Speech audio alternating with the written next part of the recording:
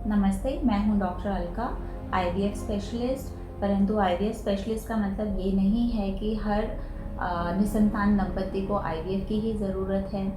तो आज हम जैसे हर एक वीडियो के अंदर एक पर्टिकुलर प्रॉब्लम के बारे में डिस्कस करते हैं, आज हम बात करते हैं ओवरीज के बारे में, यानी कि एक महिला के अंडाशय के बारे में। ये जैसे कि नाम हमें बता रहा है कि एक महिला का अंडाशय मतलब जहाँ पे अंडे तैयार होते हैं, ये कितनी इम्पॉर्टेंट चीज़ हो सकती है। जैसे कि खाने में नमक, क्योंकि अगर किसी महिला का अंडा ही नहीं बनता है तो गर्भ रुकने की कोई पॉसिबिलिटी ही नहीं है। तो एक महिला को ईश्वर ने, कुदरत ने 2 अंडाशय दिए हैं। अगर मान लीजिए किसी कारण से एक अंडाशय में कोई प्रॉब्लम हो भी गई है, तो भी जो दूसरा अंडाशय बचा हुआ है उसके अंदर अंडों की इतनी संख्या होती है कि वो एक अंडाशय से भी अपने संतान को पा सकती है। परंतु कई बार ऐसा होता है कि अंडाशय दोनों ही हैं पर फिर भी प्रेगनेंसी नहीं आ पा रही है, जिसका कि प्रमुख कारण क्या है।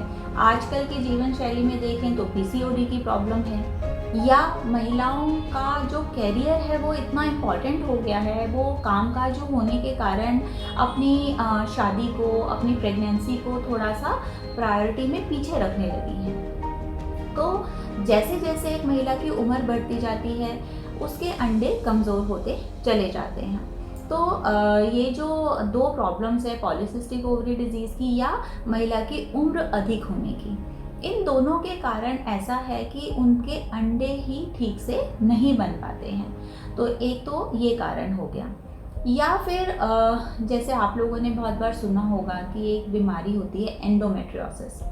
इसके अंदर क्या होता है कि जो महिला के अंडाशय हैं उनके अंदर खून की गिठानें बन जाया करती हैं। तो ये जो खून की गिठानें हैं, ये बाकी के जो उससे निकले हुए केमिकल्स होते हैं, ये ना केवल अंडे की क्वालिटी को ख़राब करते हैं बल्कि भ्रूण के जड़ जमाने देने में भी अड़चन डालते हैं। या फिर डर्मोइड सिस्ट, जिसके कि कारण अंडाशय का फंक्शन ही ख़त्म हो जाता है, सिंपल सिस्ट हो जाते हैं।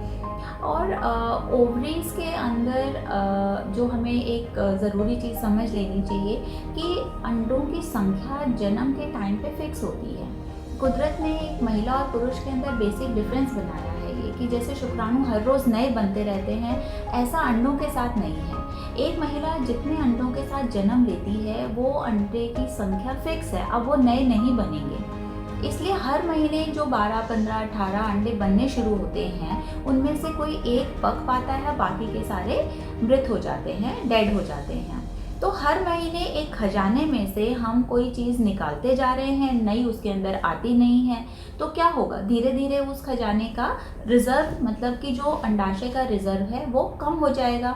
तो ये जो ओवरी का रिज़र्व है ये बढ़ती उम्र के साथ साथ धीरे धीरे कम ही होने वाला है। और जैसे हम जब जन्म लेते हैं तो ये फिक्स हो जाता है कि हमारी हाइट कितनी होगी, हमारा कलर कैसा होगा, हमारी हेल्थ कैसी होगी। तो ऐसे ही जन्म के टाइम पे हर महिला के अंडे का रिज़र्व अलग हो सकता है।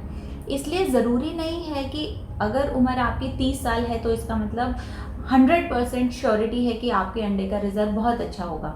हो सकता है जन्म से ही आपका रिज़र्व कम लेकर के आप हुई हों, पैदा हुई हों, तो आपका जो अंडों की संख्या है वो 30 साल में भी कम हो सकती है। तो ये सारी बातें अपने को ध्यान में रखनी पड़ेंगी जब हम निसंतानता से लड़ रहे हैं।